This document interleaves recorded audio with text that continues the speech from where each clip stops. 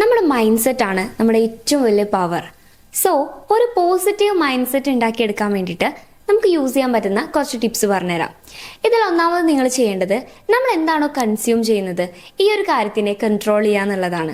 നമ്മൾ എന്താണ് കേൾക്കുന്നത്, അതുപോലെ നമ്മൾ എന്തിനെയാണ് ഫോളോ ചെയ്യുന്നത്, നമ്മൾ എന്തൊക്കെയാണ് കാണുന്നത്, ഈ കാര്യങ്ങളിലൊക്കെ ഒരു പോസിറ്റിവിറ്റി കൊണ്ടുവരാനായിട്ട് ശ്രമിക്കുക. നെഗറ്റീവായിട്ടുള്ള കാര്യങ്ങളെ ജസ്റ്റ് അൺഫോളോ ചെയ്ത് കളയുക. ഇനി രണ്ടാമത്തെ കാര്യം, ചേഞ്ച് യുവർ സെൽഫ് ടോക്ക്.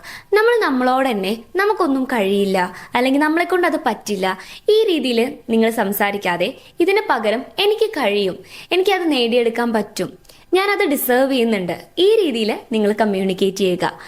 ഇനി മൂന്നാമത്തെ കാര്യം, നിങ്ങൾക്ക് എപ്പോഴും ഗ്രാറ്റിറ്റ്യൂഡ് ഉണ്ടായിരിക്കണം. എല്ലാ ദിവസവും ജസ്റ്റ് ഒരു 3 കാര്യത്തിനെങ്കിലും നിങ്ങൾ വിശ്വസിക്കുന്ന ദൈവത്തിനോട് നന്ദി പറയുന്നുണ്ടായിരിക്കണം. അതായത് നമ്മുടെ ലൈഫിൽ നടക്കുന്ന പോസിറ്റീവായിട്ടുള്ള 3 കാര്യങ്ങളെ എല്ലാ ദിവസവും കണ്ടുപിടിക്കാൻ നിങ്ങൾ ശ്രമിക്കണം.